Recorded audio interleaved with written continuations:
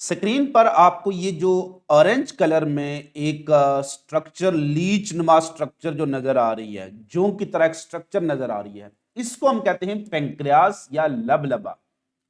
बहुत ही आम गदूद है हमारी बॉडी के अंदर। इसका एक्सोक्राइन रोल भी होता है, एंडोक्राइन रोल भी होता है। और यही वो गदूद है जो आपकी बॉडी में बिलखुसूस आपकी इंसुलिन और ग्लूकागान की प्रोडक्शन के लिहाज से जानी जाती है। और यही वो गदूद है जो आपकी बॉडी में शुगर लेवल को मेंटेन करने में अहम रोल प्ले करती है। अगर आप स्टूडेंट हैं तो फिर इसके लिहाज से मुख्तलिफ क्वेश्चन आपसे पूछे जा सकते हैं। What is the exocrine role of pancreas? What is endocrine role of pancreas? Describe the role of pancreas. What are the different hormones secreted from pancreas? What are the different enzymes secreted from pancreas? Pancreas produce its secretion or exocrine secretion that are delivered or that are poured in which part of alimentary canal?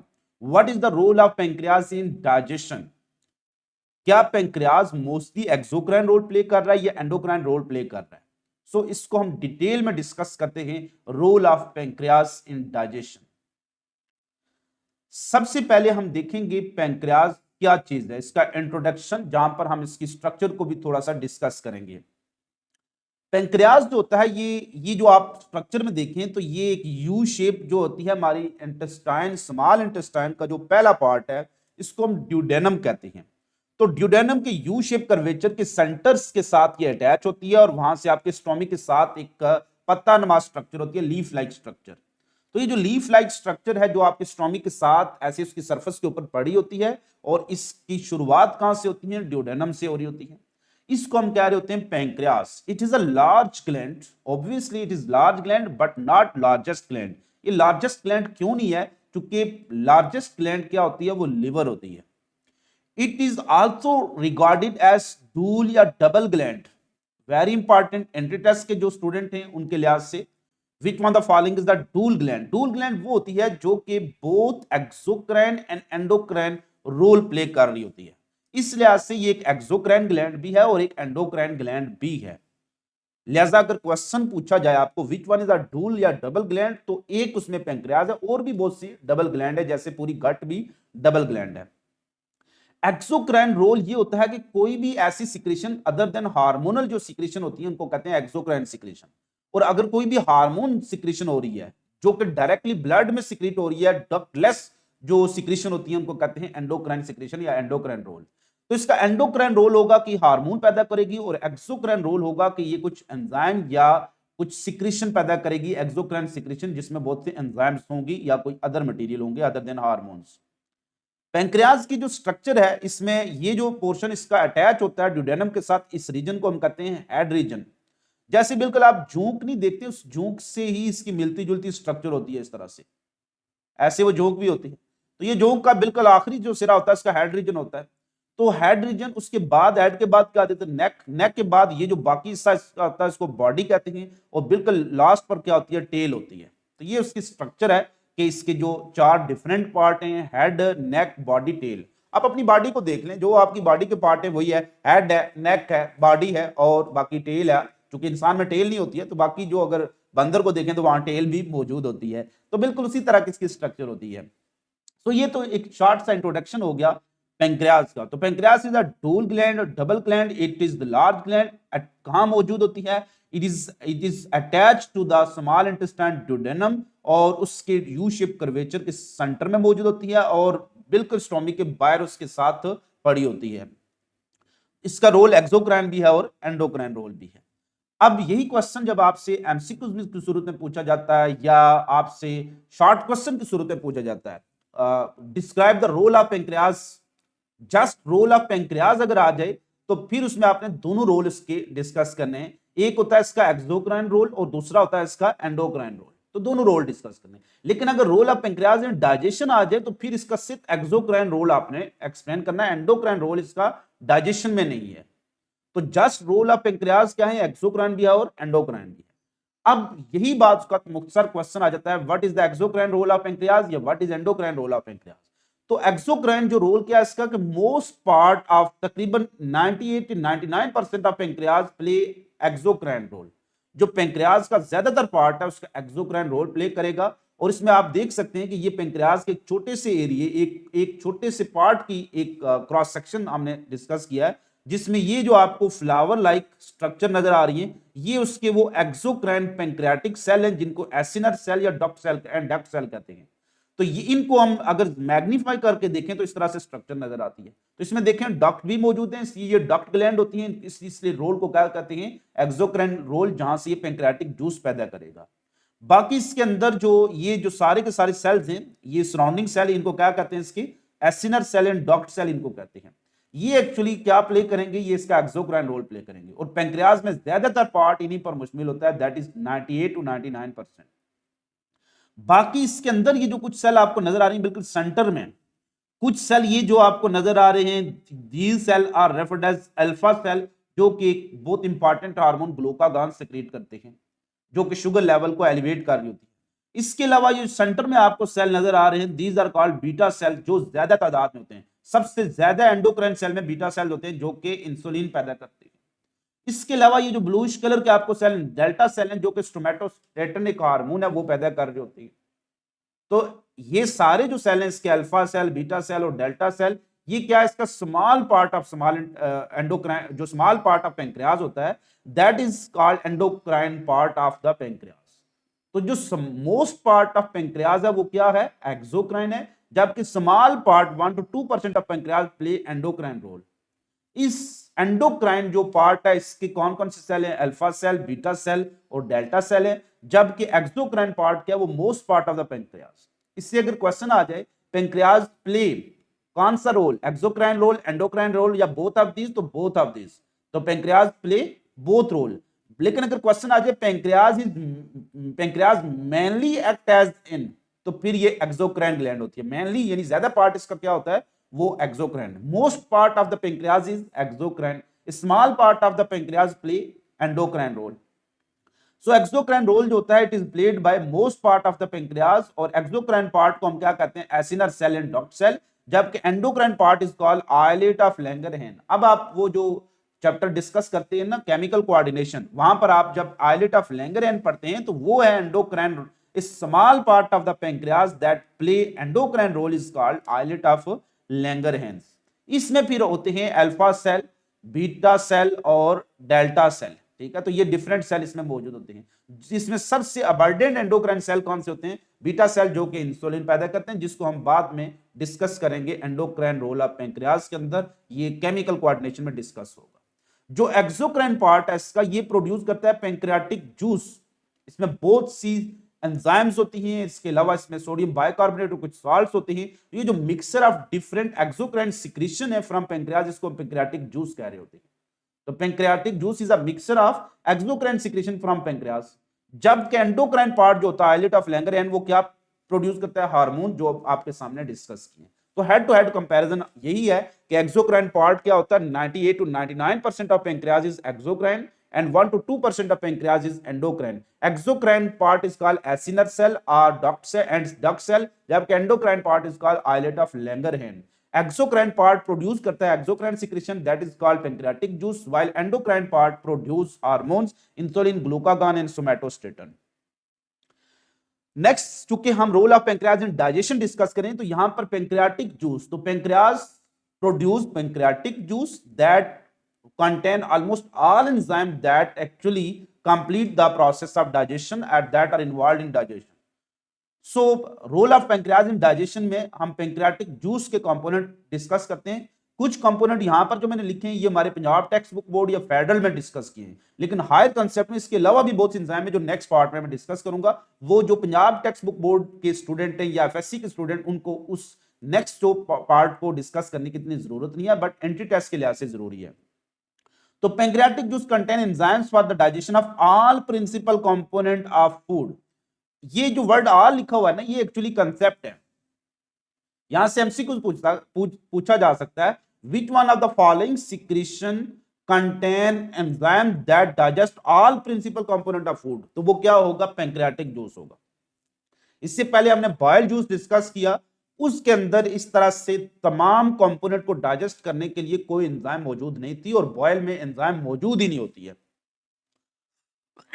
तो principal component of food क्या है? Carbohydrate है, fat है और protein है। तो pancreatic juice में आप देखेंगे कि इन तीनों कंपोनेंट को डाइजेस्ट करने वाले एंजाइम मौजूद होंगे। लेकिन प्रॉब्लम क्या है कि पैंक्रियाटिक जूस कहां पर सिक्रीट होगा? Pancreatic juice is secreted in duodenum विया पैंक्रियाटिक डक्ट। अगर हम बैक दोबारा से मूव करें तो ये जो पैंक्रियाज अटैच ही कहां पर है? ड्यूडेनम के साथ। तो ये पैंक्रियाटिक डक्ट जल्दी अपनी सिक्रेशन किसमें भेजती है? ड्यूडेनम के अंदर। इसलिए जैसे ही पैंक्रियाटिक जूस ड्यूडेनम में रिलीज होगा तो ड्यूडेनम में खुराक कहां से आ रही है? ड्यूडेनम में खुराक आ रही है स्टोमिक से, और उस खुराक का नाम क्या था? कायम। और कायम क्या होता है? हाईली एसिडिक होता है।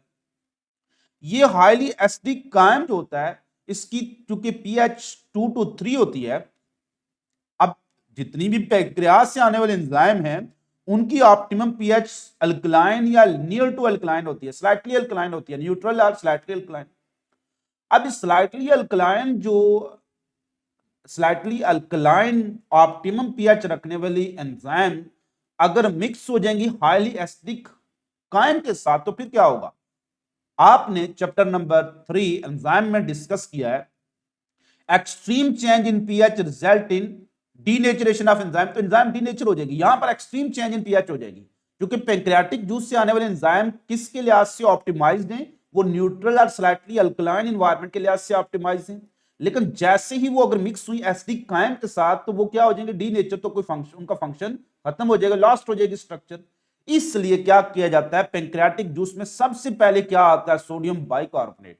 ये आकर उस कायम की एसिडिटी को क्या करता है? न्यूट्रलाइज करता है, और ये वर्किंग कंडीशन बनाता है enzymes that are produced from pancreas. So sodium bicarbonate का काम होगा कि it actually neutralise the acidic chyme. अब एनवायरनमेंट फेवरेबल बन गया किसके लिहाज से? एंजाइम्स के लिहाज से। तो पहले माहौल बनाते हैं ना, माहौल बनाकर फिर उसमें कूदते हैं। तो माहौल बना दिया सोडियम बाइकार्बोनेट में, एसिडिक से उसको न्यूट्रल में कन्वर्ट कर दिया। फिर आ जाएंगी एंजाइम जो डाइजेस्ट करेंगी principal component of food. Carbohydrate किस फॉर्म में है? ज्यादातर जो स्टार्च की फॉर्म में होंगे, तो अमाइलोज स्टार्च को डाइजेस्ट करने के लिए एंजाइम आएगी, दैट इज कॉल्ड अमाइलेज। क्योंकि ये पैंक्रियाज से आ रही है, इसको पैंक्रियाटिक अमाइलेज या इसका स्पेसिफिक नाम अमाइलोप्सिन भी होता है। तो ये काम वही करेगी जो सिलेवरी माइलेज कर रही थी, ये स्टार्च को कन्वर्ट कर देगी माल्टोज यानी पॉलीसेक्राइड को डाइसेक्राइड। फिर लिपिड को डाइजेस्ट करने के लिए एंजाइम आएंगी लाइपेज, जो कि लिपिड को कन्वर्ट करेंगी फैटी एसिड और ग्लिसरॉल में। अब लिपिड की डाइजेशन हो जाएगी, क्योंकि इससे पहले बॉयल जूस ने क्या कर दी थी? Emulsification. So emulsification is necessary for lipase action. Emulsification is required for the action of lipase. फिर प्रोटीन डाइजेस्टिंग इनएक्टिव एंजाइम होती है ट्रिप्सिनोजिन और काइमोट्रिप्सिनोजिन। जैसे पेप्सिनोजिन थी ऐसे ये भी हैं ट्रिप्सिनोजिन और काइमोट्रिप्सिनोजिन। इनको एक्टिवेट करने के लिए ड्यूडेनम से एक एंजाइम आती है, that is called enterokinase. Very important, entry test में बहुत बार पूछी गई है ये। तो trypsinogen and chymotrypsinogen are activated by enterokinase, और इनकी एक्टिव हालत को ट्रिप्सिन ओजिन हटा देंगे। ट्रिप्सिन एंड काइमोट्रिप्सिन ये काम वही करेंगे जो पेप्सिन करती है, प्रोटीन को पॉलीपेप्टाइड और पेप्टॉन में कन्वर्ट करेंगे। फिर इसमें बहुत सी कार्बोक्सी पेप्टिडेजेस होती है, और फिर न्यूक्लियेसिस एंजाइम भी मौजूद होती है। न्यूक्लियेसिस न्यूक्लिक एसिड यानी डीएनए और आरएनए को डाइजेस्ट करेंगी, जबकि कार्बोक्सी पेप्टिडेजेस भी प्रोटीन को डाइजेस्ट करती है। अब हम डिटेल में डिस्कस करते हैं कि एंजाइम्स ऑफ पैंक्रियाटिक जूस कौन कौन सी हैं, और ये जो कुछ इसमें कुछ पार्ट तो आपके लिहाज से भी इंपॉर्टेंट हैं, लेकिन ज्यादातर चीजें हायर लेवल की हैं और एंटी टेस्ट लेवल की हैं। अब पैंक्रियाटिक जूस में डिफरेंट ऑल कंपोनेंट को डाइजेस्ट करने के लिए एंजाइम मौजूद हैं। तो एक साइड पर हम लिखेंगे एंजाइम और दूसरी साइड पर इनका टारगेट और इनका फंक्शन लिखेंगे। कुछ एंजाइम होंगी जिनका काम होगा किसको? स्टार्ची फूड को डाइजेस्ट करने का, उनको कहते हैं अमाइलोलिटिक एंजाइम, यानी starch digesting enzyme are called amylolytic enzyme. कुछ एंजाइम ऐसी होंगी जो कि लिपिड को डाइजेस्ट करेंगी, इनको कहेंगे लिपोलिटिक एंजाइम। तो पहली क्या होंगी? अमाइलोलिटिक एंजाइम, दूसरी क्या होंगी? Lipid digesting enzyme lipolytic. फिर हमारे पास आ जाएंगी कुछ ऐसी जो प्रोटीन को डाइजेस्ट करेंगी, उनको कहेंगे प्रोटियोलिटिक एंजाइम्स। उसके बाद कुछ न्यूक्लिक एसिड को डाइजेस्ट करेंगे, उनको कहेंगे न्यूक्लियेसिस। तो चार बड़े बायोमॉलिक्यूल जो हमारी कॉम्प्लेक्स फूड का हिस्सा होते हैं, वो carbohydrate in form of polysaccharide मौजूद हैं, लिपिड मौजूद हैं, प्रोटीन मौजूद हैं और न्यूक्लिक एसिड मौजूद हैं। सो कार्बोहाइड्रेट में से पॉलीसेकेराइड को डाइजेस्ट करने वाले एंजाइम, और पॉलीसेकेराइड में भी ज्यादा जो पॉलीसेकेराइड हमारी खुराक का हिस्सा होता है वो कौन सा है? वो स्टार्च होती है। सो स्टार्च डाइजेस्टिंग एंजाइम को कहेंगे amylolytic, protein digesting enzyme are called proteolytic, और lipid digesting enzyme are called lipolytic, और nucleic acid digesting enzyme are called nucleases. अब एक एक को हम डिटेल डिस्कस करेंगे कौन कौन से एंजाइम है जो अमाइलोलिटिक एंजाइम है। अमाइलोलिटिक एंजाइम में एक एंजाइम मौजूद है दैट इज कॉल्ड अमाइलेज, और चूंकि ये कहां से आती है, पेनक्रियास से, इसको पेनक्रियाटिक अमाइलेज कह रहे होते हैं, या इसका स्पेसिफिक नाम होता है amylopsin. Amylopsin is the pancreatic amylase enzyme. चूंकि स्टार्च क्या है, एक पॉलीसेकेराइड है, और किसका, ग्लूकोज का, जिसमें ग्लूकोज आपस में जुड़े होते हैं थ्रू अल्फा 1,4 ग्लाइकोसिडिक बॉन्ड। तो अपने स्टार्च को जब हाइड्रोलाइज करना है, डाइजेस्ट करना है, तो बॉन्ड भी कौन सी तोड़नी है, यही 1,4 ग्लाइकोसिडिक लिंकेज। इसलिए इसका टारगेट क्या होता है, अमाइलेज एंजाइम कौन सी होती है, ये अल्फा 1,4 ग्लाइकोसिडिक बॉन्ड को तोड़ने वाली होती है, और स्टार्च में किसको तोड़ेगी, अल्फा 1,4 ग्लाइकोसिडिक बॉन्ड को तोड़कर इसका जो रिजल्ट होगा वो क्या होगा, माल्टोज होगा। तो टारगेट क्या है इसका, कौन सी बॉन्ड है, तो amylase break which one the following bond, तो 1,4 ग्लाइकोसिडिक बॉन्ड। लिपोलिटिक एंजाइम में पहली है लाइपेज है। ये हमारी बॉडी में जितने भी ट्राइग्लिसराइड हैं, ट्राइग्लिसराइड फैट्स एंड ऑयल को कहते हैं, सो ये ट्राइग्लिसराइड पर एक्ट करेगी और उनको कन्वर्ट करेगी फैटी एसिड और मोनोग्लिसराइड। तो ये लाइपेज एंजाइम हमेशा ट्राइग्लिसराइड पर एक्ट करेगी और प्रोड्यूस करेगी फैटी एसिड, और कुछ जो होते हैं मोनोग्लिसराइड भी इसमें पैदा होंगे। नेक्स्ट इसमें आती है फास्फोलाइपेज A2 एंजाइम होती है। ये जो होती है फास्फोलिपिड होते हैं, जिसको हमने पढ़ा था फास्फोटाइडल कोलाइन। फास्फोटाइडल कोलाइन जो होती है फास्फोलिपिड है, तो फास्फोलाइपेज भी देखें उसी के नाम, फास्फोलिपिड को डाइजेस्ट करने एंजाइम को क्या कहेंगे, फास्फोलाइपेज। इस पर ये इसका टारगेट होगा, और ये क्या पैदा करेगी, producing a free fatty acid. तो उसके कंपोनेंट क्या है, फैटी एसिड, एंड दूसरा क्या पैदा होगा, लाइसोफास्फेटाइडल कोलाइन। ठीक है, तो ये छोटे छोटे यूनिट में इसको कन्वर्ट कर देगी। नेक्स्ट आ जाती है carboxyl esterase enzyme, ester bond को तोड़ेगी। तो कार्बोक्सिल एस्ट्रेज एंजाइम जो होते हैं वो भी क्या है, एक लिपोलिटिक एंजाइम है। ये ज्यादातर कोलेस्ट्रॉल एस्टर को क्या करेगी, डिग्रेड करेगी, उनको हाइड्रोलाइज करेगी। लिपिड सॉल्युबल विटामिन एस्टर को, यानी वो तमाम विटामिन जो लिपिड सॉल्युबल हैं उनको ब्रेक करेगी, एंड ग्लिसराइड्स, ट्राई, डाई और मोनोग्लिसराइड को डाइजेस्ट करेगी। अब हम आते हैं प्रोटीलिटिक एंजाइम पर। प्रोटीलिटिक एंजाइम में सबसे पहले है ट्रिप्सिन, जो कि इनएक्टिव फॉर्म ट्रिप्सिनोजिन की फॉर्म में पैदा होती है। जब ये एक्टिव हो जाती है ट्रिप्सिन बाय एंटेरोकाइनेज, तो फिर ये क्या करती है, ट्रिप्सिन एक्ट करती है इंटीरियर पेप्टाइड बॉन्ड। देखिए ये पूरी पॉलीपेप्टाइड है ना, इस पॉलीपेप्टाइड में जो इनसाइड होती है, सेंटर में पॉलीपेप्टाइड होती है, उन पर एक्ट करेगी। तो इंटीरियर पेप्टाइड बॉन्ड, तो जितनी भी प्रोटीलिटिक एंजाइम है ये हमेशा किस बॉन्ड को तोड़ेंगी, पेप्टाइड बॉन्ड को तोड़ेंगी। तो ये कौन सी पेप्टाइड बॉन्ड को तोड़ती है, ट्रिप्सिन इंटीरियर, जो with in the polypeptide chain inside मौजूद होती है। और इसमें ज्यादातर वो पेप्टाइड बॉन्ड तोड़ेंगी जो कि बेसिक अमीनो एसिड बनाते हैं, जबकि काइमोट्रिप्सिन ये भी एक्ट करती है इंटीरियर पेप्टाइड बॉन्ड पर, लेकिन ये ज्यादातर एरोमेटिक अमीनो एसिड को तोड़ेगी। तो ये ट्रिप्सिन और काइमोट्रिप्सिन का ज्यादा डिटेल में डिफरेंस है कि ट्रिप्सिन और काइमोट्रिप्सिन दोनों एक्चुअली पेप्टाइड बॉन्ड को ही तोड़ती हैं from within the polypeptide chain, लेकिन जो ट्रिप्सिन है ये बेसिक अमीनो एसिड पर एक्ट करती है, जबकि काइमोट्रिप्सिनोजिन एरोमेटिक अमीनो एसिड पर एक्ट करती है। फिर आती है carboxy peptidases A and B, दो कैटेगरी होती है। ये एक्सटर्नल पेप्टाइड बॉन्ड को तोड़ती हैं, यानी बिल्कुल एंड से तोड़ती हैं, involving aromatic and neutral aliphatic amino acid. तो ये एरोमेटिक और न्यूट्रल एलिफेटिक लॉन्ग चेन जो अमीनो एसिड होते हैं उनको तोड़ती है। Amino acid A and amino acid B at the carboxyl terminal end, यानी ये कहां से तोड़ेगी, ये होती है अमीनो पेप्टिडेजेस जो अमीनो एंड से तोड़ती हैं। देखिए ना, पेप्टाइड बॉन्ड में दो पार्ट इन्वॉल्व होते हैं, अमीनो एसिड के दो पार्ट होते हैं, एक अमीनो एसिड पार्ट होता है और दूसरा क्या होता है, कार्बोक्सिल पार्ट होता है। अगर वो अमीनो एसिड पार्ट से तोड़ती है तो दैट इज कॉल्ड अमीनो पेप्टिडेजेस, लेकिन अगर वो कार्बोक्सिल पार्ट से तोड़ती है तो दैट इज कॉल्ड कार्बोक्सी पेप्टिडेजेस। तो इसलिए ऐसे ये ज्यादातर कार्बोक्सिल एंड को तोड़ रही होती है, इसलिए इसको कहते हैं कार्बोक्सी पेप्टिडेजेस, जबकि कुछ होती है अमीनो पेप्टिडेजेस जो अमीनो एंड से काटती हैं। इसके बाद होती है इलास्टेज एंजाइम, कुछ इलास्टिक प्रोटीन भी मौजूद होती हैं, उनकी interior peptide bond involving neutral aliphatic amino acid, जो न्यूट्रल एलिफेटिक अमीनो एसिड है उनको तोड़ती है elastase enzyme. So which one the following is the proteolytic enzyme, trypsin, chymotrypsin, carboxypeptidases और इलास्टेज, ये सारी क्या है, प्रोटियोलिटिक एंजाइम है। प्रोटीनेजेस भी इनको कहते हैं। न्यूक्लियेजेस में चूंकि डीएनए होते हैं तो डीएनए को डाइजेस्ट करने वाले एंजाइम को कहते हैं डीऑक्सीराइबोन्यूक्लियेज या डीएनएज कह रहे होते हैं, और आरएनए को कहते हैं राइबोन्यूक्लियेज या आरएनएजेस। तो डीएनएजेस देखें, डीएनए डाइजेस्टिंग एंजाइम को क्या कहेंगे, डीएनए, डीएनए आगे एज लगा दे, एजिस, डीएनएजेस, डीएनए डाइजेस्टिंग, आरएनए से आरएनए। तो ये एक्चुअली एंडोन्यूक्लियस होती हैं दैट स्प्लिट फास्फोडाइस्टर लिंकेज। तो डीएनए के दरमियान कौन सी बॉन्ड होती है? Primary bond. जो बैकबोन ऑफ डीएनए वो कौन सी बॉन्ड से स्टेबल होती है? That is called as phosphodiester linkage. तो इसको तोड़ेंगे और ये ज्यादातर क्या होती है? एंडोन्यूक्लियस, यानी विद इन द डीएनए ये कट करती हैं। सो डीएनए डाइजेस्टिंग एंजाइम जो होती हैं वो डीऑक्सीराइबोन्यूक्लियस होती हैं और ये एंडोन्यूक्लियस होती हैं और जो फास्फोडाइस्टर बॉन्ड को कट करती हैं फ्रॉम इनसाइड द डीएनए। इसी तरह से आरएनए डाइजेस्टिंग एंजाइम को क्या कहेंगे? आरएनएजीज। और ये भी क्या करेंगी? ब्रेक डाउन ऑफ आरएनए करेंगी और यहां पर भी बॉन्ड कौन सी होगी? फास्फोडाइस्टर बॉन्ड होगी। तो ये वो सारी एंजाइम थी जो कि पार्ट है पैंक्रियाटिक जूस की। और यहां पर जो कार्बोहाइड्रेट डाइजेस्टिंग एंजाइम है वो सिर्फ क्या है? वो अमाइलेज है। और सबसे ज्यादा कौन सी एंजाइम है इसमें? प्रोटीओलिटिक एंजाइम होती है। So pancreatic juice is dominated by protein digesting enzymes.